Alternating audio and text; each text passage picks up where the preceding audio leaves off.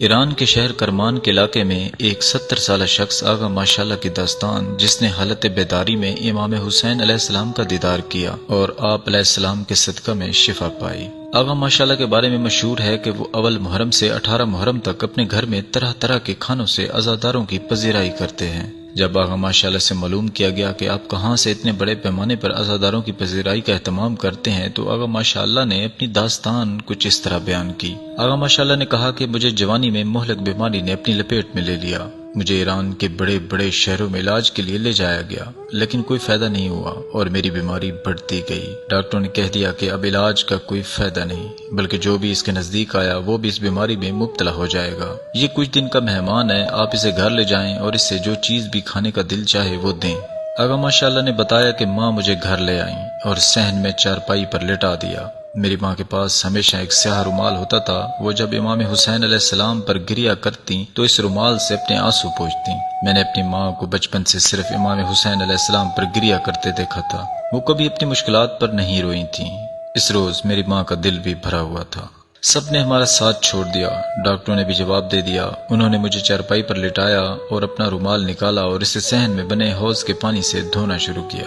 ساتھ ہی روتے روتے کہتی جا رہی تھی، اے میرے مولا، محرم میں صرف 2 دن رہ گئے ہیں، مجھے آپ کی عزاداری کرنی ہے۔ آپ میرے بچے کو یا تو اچھا کر دیں کہ وہ خود اپنے ہاتھوں سے آپ کے عزاداروں کی خدمت کرے، یا اسے اپنے ساتھ ہی لے جائیں۔ ایسا نہ ہو کہ میں اس کی تیمانداری میں لگی رہوں اور آپ کا فرش عزا نہ بچھا سکوں۔ آغا ماشاءاللہ نے کہا کہ میری ماں روتی جا رہی تھی اور آہیں بھرتی جا رہی تھی۔ ماں کی بے قراری دیکھ کر میں بھی پریشان ہو گیا۔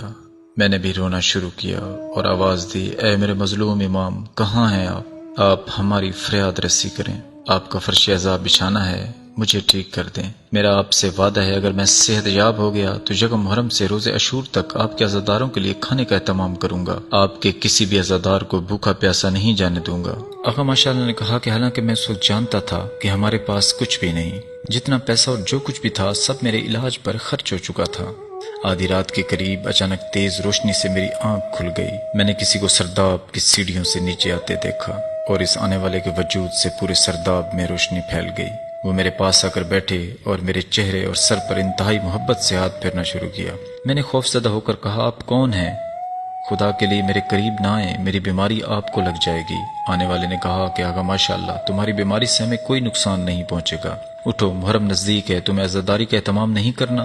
میں نے کہا، میں تو اس جگہ سے ہل بھی نہیں سکتا۔ آنے والے نے کہا کہ یا حسین کہو اور اٹھو۔ میں نے یا حسین کہا اور اپنی جگہ سے اٹھنے کی کوشش کی۔ دیکھا میرے پاؤں حرکت میں آ گئے اور میں اٹھ کر کھڑا ہو گیا۔ میں سمجھ گیا تھا کہ یہ میرے مولا آقا حسین ہیں۔ میں ان کے پیروں پر گر گیا اور ان کے گرد گھومنا شروع کر دیا۔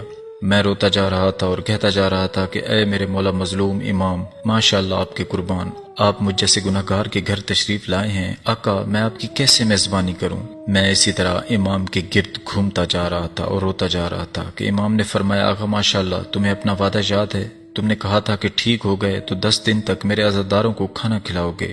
میں نے کہا ہاں آقا یاد ہے۔ یہ سن کر امام نے فرمایا، تم 10 دن نہیں بلکہ 18 دن عزاداری کا اہتمام کرنا۔ میں نے کہا کہ میں آپ پر قربان 18 دن؟